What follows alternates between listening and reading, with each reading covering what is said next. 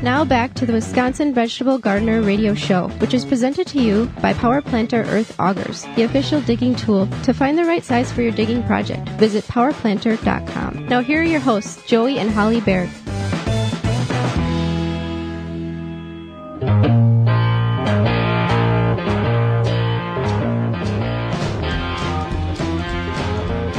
Well, do you garden with a pet? Is your pet's chickens? Are they dogs? Are they cats? Do you have a pet donkey? Whatever the case is, it's beneficial. Maybe somebody has a pet donkey. We don't know. That's fine. I just don't, we're kind of gearing towards the more cats the and more dogs here. common, I guess, quotation mark, more familiar pets. I don't know if you had a pet donkey, if you'd let them in the garden. Maybe they're pulling the plow. Maybe they're pulling the plow. Yeah. Okay. So anyway, gardening with your pets is very beneficial. Not only, it's I guess to a level, it's therapeutical when it comes to bringing them in the garden. But there are some things we need to be aware of. You shouldn't just let them go roaming around. Right. So there are some parallels between having a pet and gardening, because one is it actually helps strengthen your immune system, having a pet, also gardening. And then another one is that it lowers your heart rate, it lowers your blood pressure. So both of these are all studies that's been done. Yeah. So having a pet and or gardening so there's some parallels there. There's benefits to both. Petting a pet like a dog or a cat, very calming. It's proven also that the vibrational purrs of a cat are calming. So yeah. That's you and the cat. For you and the cat, yes. And then when you give them treats afterwards, they're very happy. So what are some things we need to be aware of if we've got a dog, we've got a cat, we've got other pets that when we take them out in the garden here? I mean, some of this may be common, but there's other things that we need to be aware of. Cats and dogs like to chew on plants, right? And there's some that are not safe for them. No. So one thing is you want to be aware of where your pet is. So if you have a large yard, you let your pets roam around. That's fine, but sometimes maybe a lot of times you'll get mushrooms, right? Some people get wild mushrooms in their yard.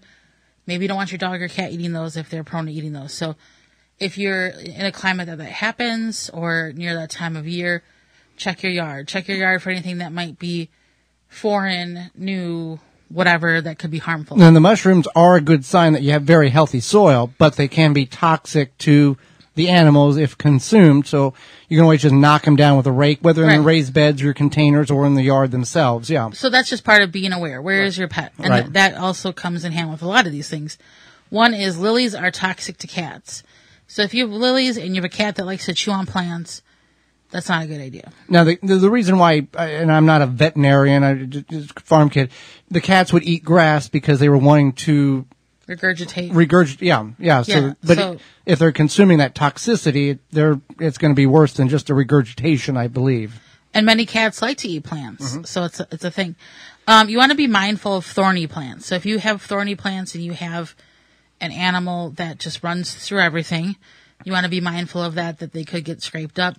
Also kids, our niece and nephew, they're pricklies. So they always want to run around barefoot in the backyard, and there is a number of those. The thistles. The thistles, yeah. Now, growing up, we had Holsteins that would eat the thistles just like it was grass. Now, it's a side story, but yeah, you'd feed them and they just eat it just like it was a bale of hay type of thing. You'd throw the thistles out. It didn't matter what they were. They would just eat them. So, yeah, fun fact there. Fun fact.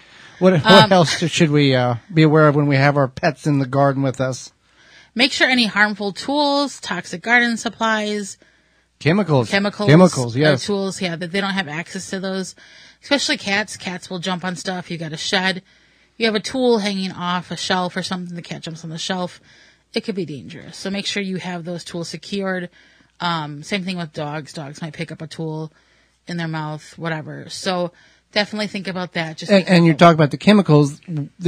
Some cats are attracted to very potent chemicals, and they lick the bottle if they can. Right. So that's another thing, is thinking about that. Or some dogs just don't know and they'll eat anything. Right. And talking about dogs, let's talk about mulch, especially chocolate mulch.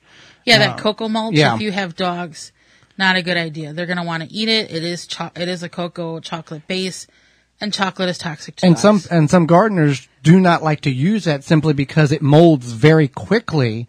And causes other problems in addition to the smell. It smells very wonderful, but you've got animals and, eating that kind of thing, very, very bad for them.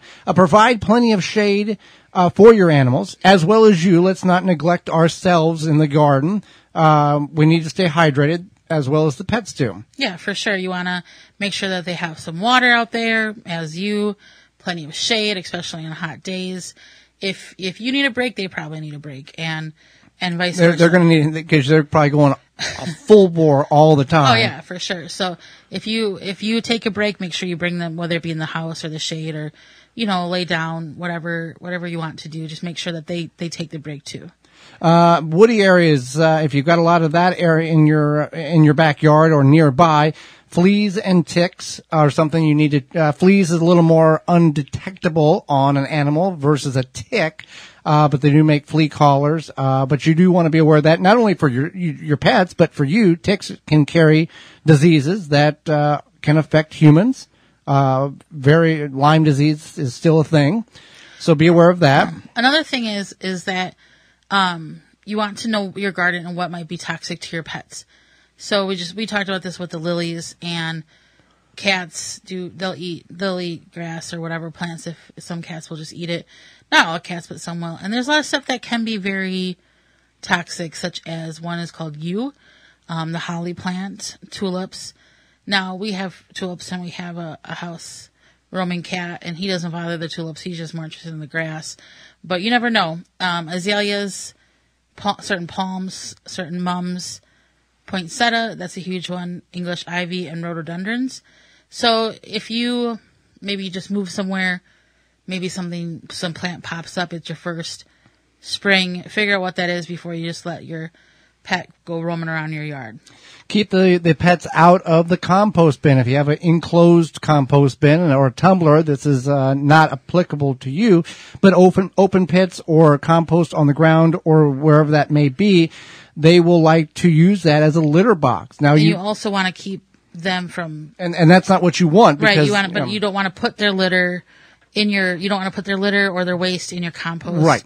And you also, if they create waste in your garden for some reason, you want to scoop that out.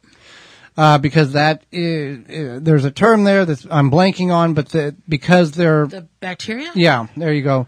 It can be detrimental to you if consumed, even if it's just on a leaf or a piece of fruit type of thing. So keep that in mind. What else we need to be aware of here? So gravel can be hard, especially when large paw dogs have those larger gaps in the pads of their feet. So gravel can get lodged in there. Also, that's kind of the thistle time of thing. That too. So if your pet roams around and you're concerned, you can always just check their paws before they come in. They have little booties now you can put on your pets. They do. If you want to be that type of pet owner. Right. And it's a lot of and here's the other thing, it's not just to keep the gravel from getting, when they run on hot pavement or AstroTurf, it will blister their feet. So that's another thing. If you have a lot of pavement or some sort of hot the AstroTurf, that's not good for them either. Very beneficial for the bottoms of the paws or the pads of the dogs there. Ensure you and your dogs and your cats and whomever else is out there is consuming plenty of water. There's a gardener, and some of you may follow him, the Hort Channel, or Sean James Coleman, over in the UK.